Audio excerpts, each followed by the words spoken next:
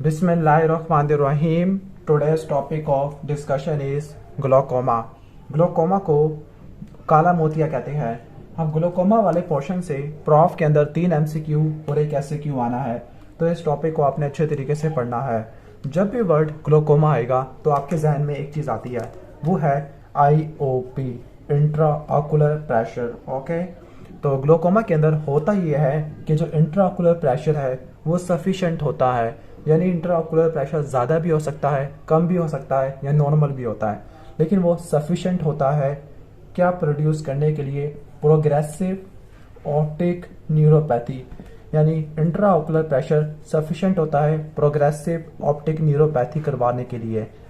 और जो progressive optic neuropathy, इसमें 2 चीज़ें आती है। ओके, यानी इंट्रा ऑकुलर प्रेशर की वजह से क्या होता है, ऑप्टिक डिस्क की कपिंग होती है, और इसके साथ आपको पेरिफेरल साइड पर विजुअल फील्ड इफेक्ट भी देखने को मिलते हैं। ओके, तो ये ग्लोकोमा का बेसिक कॉन्सेप्ट होगा। ओके, तो ग्लोकोमा के अंदर इंट्राऑकुलर प्रेशर की बात होगी। अब इंट्राऑकुलर प्रेशर किस वजह से होता है? ये होता है एक्वस ह्यूमर की वजह से। तो पहले आपको पूरा एक्वस ह्यूमर की डायनामिक्स वगैरह ये सब चीज़ें पढ़ना पड़ेगा कि एक्वस ह्यूमर प्रोड्यूस कहाँ से होता है। ओके, तो ग्लोकोमा की पैथोफिजियोलॉजी को स्टडी करने के लिए हम थोड़ी सी एनाटॉमी पढ़नी पड़ेगी। लाइक हमें सिलेरी बॉडी का पता होना चाहिए, हमें एंटीरियर चैम्बर एंगल का पता होना चाहिए, और एक्वस ह्यूमर की डायनामिक्स का पता होना चाहिए। तो ये सारा किस में आता है? ये ग्लोकोमा की पैथोफिजियोलॉजी में आता है। तो पहले स्टार्ट करते हैं हम सिलेरी बॉडी के बारे में। ओके, तो हम यहाँ पर हेडिंग देते हैं सिलेरी बॉडी के। सिलेरी बॉडी क्या होती है, सिलेरी बॉडी का इंट्रा ओकुलर प्रेशर के अंदर क्या रोल आता है। अब जो सिलेरी बॉडी आती है, सिलेरी बॉडी का एक स्ट्रक्चर होगा सिलेरी प्रोसेस, उसने एक्वस ह्यूमर को प्रोड्यूस करना होगा। अब उस एक्वस ह्यूमर से क्या होगा, वो उस एक्वस ह्यूमर की वजह से ही इंट्रा ऑकुलर प्रेशर होता है। ठीक हो गया, एक होता है एक्वस ह्यूमर, दूसरा होता है विट्रस ह्यूमर। ओके, ठीक हो गया। तो पहले सिलेरी बॉडी पढ़ लेते हैं। आपको पता है कि जो आई बाल होती है, आई बाल की 3 लेयर्स होती है, outer, middle and inner layer. जो आउटर लेयर होती है वो फाइबरस लेयर होती है, जिसमें कॉर्निया सक्लेरा होता है। ओके, ठीक हो गया। लेकिन जो मिडल लेयर है उसको यूविया कहते हैं। तो जो सिलेरी बॉडी है वो असल में यूविया का पार्ट होता है। ओके, ठीक हो गया। अगर आप आई को ड्रा करना चाहोगे तो ये आई इस तरह से आप इसको ड्रा करोगे। तो जो आई होती है 2 सफ़ेयर पे मुश्तमिल होती है, छोटा सफ़ेयर और ये बड़ा सफ़ेयर। तो जो छोटा सफ़ेयर होता है ये कॉर्निया, जबकि बड़ा सफ़ेयर सक्लेरा होता है। जो मिडल लेयर होती है वो होती है हमारी कोराइड। ओके, सॉरी यूविया होती है, उसमें कोराइड वाला पोर्शन होता है जो आगे आयरस बनाएगा और सिलेरी बॉडी बनाएगा। ठीक हो गया। ओके, और आपको पता है कि आयरस में ओपनिंग होती है, this opening is called प्यूपिल। Okay, तो ये प्यूपिल आ जाएगा, ये हमारा लेंस अटैच हो गया। जो लेंस होता है वो जोन्यूल्स के साथ अटैच होता है, जो जोन्यूल्स होते हैं वो सिलेरी बॉडी के पास प्रोजेक्ट करते हैं। ओके, तो कोराइड के बारे में, सॉरी सिलेरी बॉडी के बारे में पढ़ लेते हैं। तो सिलेरी बॉडी क्या होती है? सिलेरी बॉडी असल में कोराइड की फॉरवर्ड एक्सटेंशन होती है। ओके, यानी कोराइड से कंटिन्यू होती है, और ये ओरा सीरेटा से लेकर जाती होती है आयरस तक सिलेरी बॉडी। ठीक हो गया। 6 मिलीमीटर इसकी विड्थ होती है। ओके, तो अगर आप इसकी कट सेक्शन करते हैं तो जो सिलेरी बॉडी है वो ट्रायंगुलर शेप होती है, ट्रायंगुलर शेप। अब ट्रायंगुलर शेप की एंटीरियर सरफेस होगा, आउटर सरफेस होगा और एक इनर सरफेस होगा। तो लाइक आप ये कह लो ये एंटीरियर सरफेस है, इसको आउटर समझ लो और इसको इनर सरफेस समझ लो। जो एंटीरियर सरफेस है सामने है, तो वहाँ पर ट्रेबिकुलर मैश वर्क का यूवियल पोर्शन होता है, जबकि आउटर सरफेस पर यानी इससे बाहर यूविया से बाहर सक्लेरा पड़ा हुआ होगा, जबकि इनर सरफेस है जो रेटिना की तरफ एक्सटेंड होती है। ओके, तो जो इनर सरफेस है सिलेरी बॉडी की, उसको मज़ीद हम 2 में डिवाइड करते हैं। एक होता है हमारा पार्स प्लाइकेटा होता है, और दूसरा पार्ट होता है हमारा पार्स प्लाना। जो हमारा पार्स प्लाइकेटा होता है ये एंटीरियर 1/3 होता है, और ये वाला पार्ट पोस्टीरियर 2/3 होता है। ओके, ठीक हो गया। टोटल सिलेरी बॉडी की जो विड्थ थी वो 6 थी। डैट मीन्स कि जो 2 मिलीमीटर है वो ये होगा, जबकि 4 मिलीमीटर ये वाला पार्ट होना चाहिए। ओके, अब हम आगे बात कर लेते हैं अब ये वाला जो पार्ट है, इस पार्ट के अंदर आपको फिंगर लाइक प्रोसेस देखने को मिलती है which is called ciliary process. Okay, तो जो सिलेरी प्रोसेस होते हैं ये जाते होते हैं पोस्टीरियर चैम्बर में घुस जाते हैं, और जो पोस्टीरियर चैम्बर में घुसने के बाद वहाँ पर रिड्यूस करते हैं एक्वस ह्यूमर। ठीक हो गया। ओके, एक्वस ह्यूमर प्रोड्यूस करते हैं, तो यहाँ से एक्वस ह्यूमर की प्रोडक्शन होती है। ओके, जबकि ये वाला जो पार्ट होता है, ठीक हो गया, तो ये रिलेटिवली ए वास्कुलर होता है, ये वाला पार्ट ए वास्कुलर होता है। अब इसकी सिग्निफिकेंस क्या है? उसकी सिग्निफिकेंस ये है कि हम इस पार्ट को रिमूव कर देते हैं, कट कर देते हैं जब हम ग्लोकोमा को ट्रीट कर रहे होते हैं, जो रिफ्रैक्टरी ग्लोकोमा है। लेकिन इस पार्ट की सिग्निफिकेंस क्या है? इस पार्ट की सिग्निफिकेंस ये है कि अगर हम लिम्बस के पीछे इंसिजन लगाते हैं या लिम्बस के जरिए इंसिजन लगाते हैं तो हम पोस्टीरियर सेगमेंट में एंटर हो सकते हैं। ओके, तो ये सर्जिकल लैंडमार्क है for entry to posterior segment. जब हम लिम्बस पे इंसिजन देते हैं, कॉर्नियोसेक्रेलर जंक्शन होता है। ठीक हो गया, तो ये पार्स प्लाना प्लास प्लाइकेटा के बारे में बात हो जाएगी। ओके, अब जो हमारा सिलेरी प्रोसेस है, जो सिलेरी प्रोसेस, ये वाला जो सिलेरी प्रोसेस है, ठीक है, ये फिंगर लाइक प्रोजेक्शन होती है, फिंगर लाइक प्रोजेक्शन है। 2 मिलीमीटर इनका आपने रट्टा मार लेना है। ठीक हो गया। अब इनके दो पार्ट होते हैं, कोर, एक होगा इसका कोर होगा और दूसरा होगा कवरिंग होगी। जो कोर होगा इसका, ओके, तो जो कोर होता है वो किससे बनेगा? कोर मजीद दो चीज़ों से बनेगा। एक होगा हमारा ब्लड वेसल, ओके, और दूसरा इसी में चीज़ होगी जिसको बोलेंगे आप loose areolar connective tissue, loose connective tissue आप लिख दो। जबकि जो कवरिंग होगी वो मजीद दो में डिवाइड करते हैं कवरिंग को। ओके, एक होती है हमारी पिगमेंटेड और दूसरी नॉन पिगमेंटेड। ओके, जो नॉन पिगमेंटेड है यहाँ पर टाइट जंक्शंस होते हैं। अब जो टाइट जंक्शंस होते हैं ये बनाते होते हैं ब्लड एक्वस बैरियर, यानी ये वो बैरियर है जो ब्लड को और एक्वस ह्यूमर को सेपरेट करेगा। Blood aqueous barrier. ओके, ठीक हो गया। इसके अलावा सिलेरी बॉडी में सिलेरी मसल भी होती है जिसके मजीद 3 कंपोनेंट है, लॉन्गिट्यूडनल, सर्कुलर, रेडियल। ओके, ठीक हो गया, तो ये आपका आ जाएगा। अब सिलेरी बॉडी का फंक्शन क्या होता है? सिलेरी बॉडी का 2 फंक्शन है। सिलेरी बॉडी के बाद 2 चीज़ें हैं। नंबर 1 सिलेरी प्रोसेस, और इसके अलावा एक और चीज़ भी होती है, ओके, वो है सिलेरी मसल। जो सिलेरी मसल है उसने एकोमोडेशन करवानी है, जबकि सिलेरी प्रोसेस ने एक्वस ह्यूमर की फॉर्मेशन करवानी है। तो ये तो हो जाएगा ciliary body.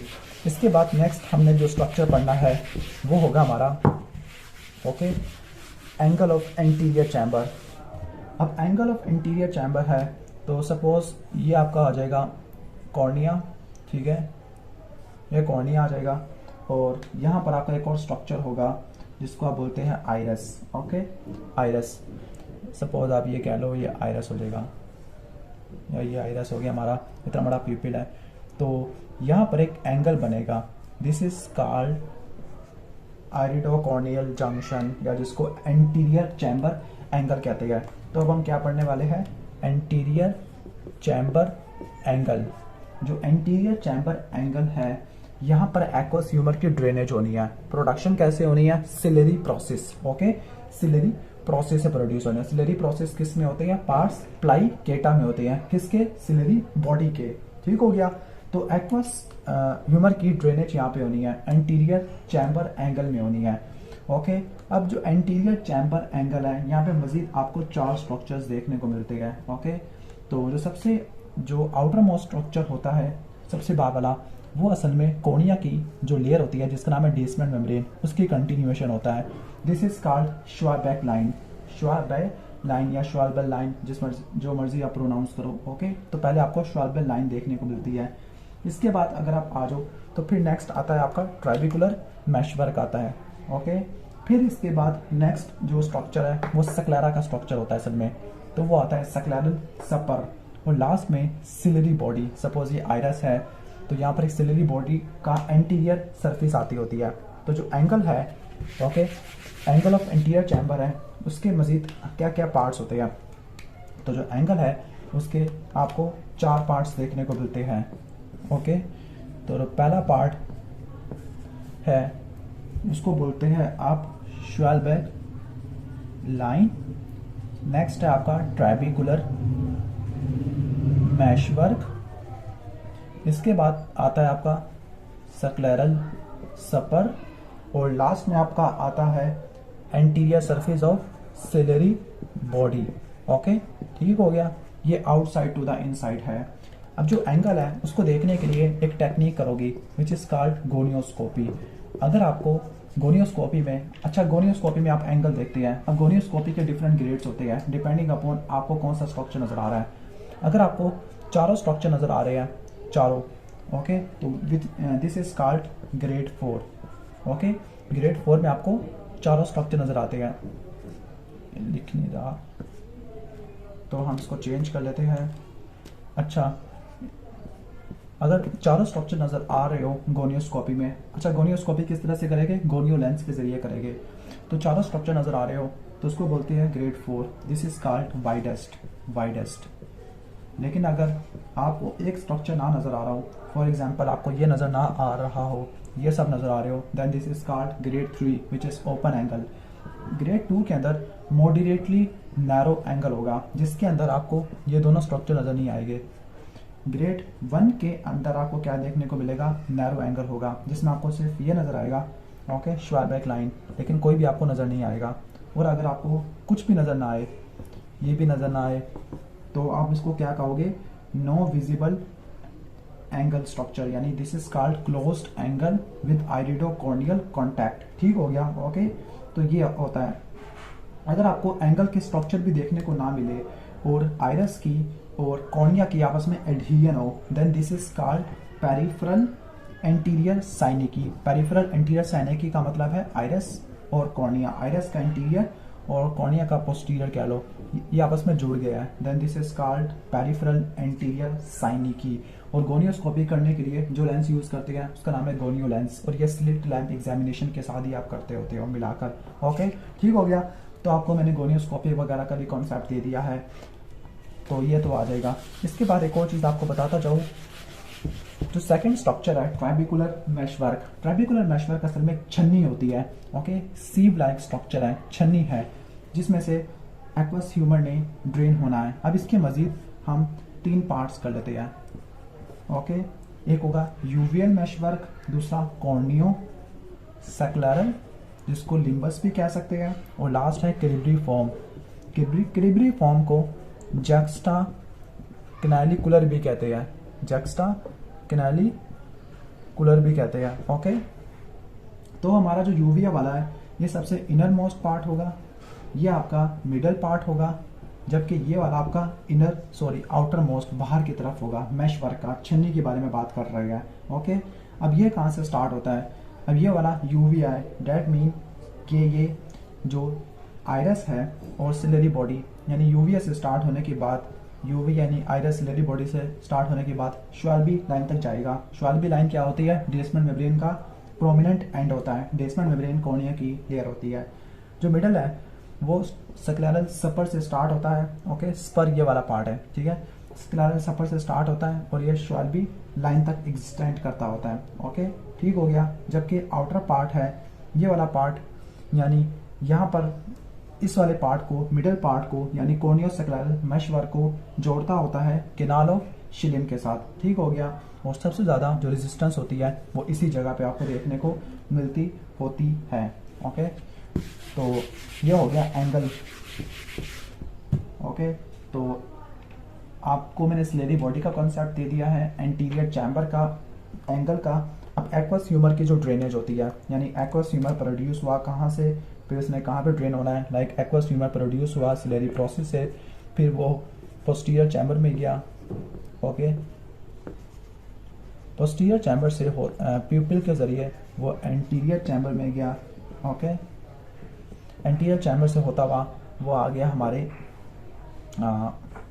Aqueous outflow system में। अब आउटफ्लो सिस्टम में ट्राइबिकुलर मैशवर्क आ जाएगी, ओके।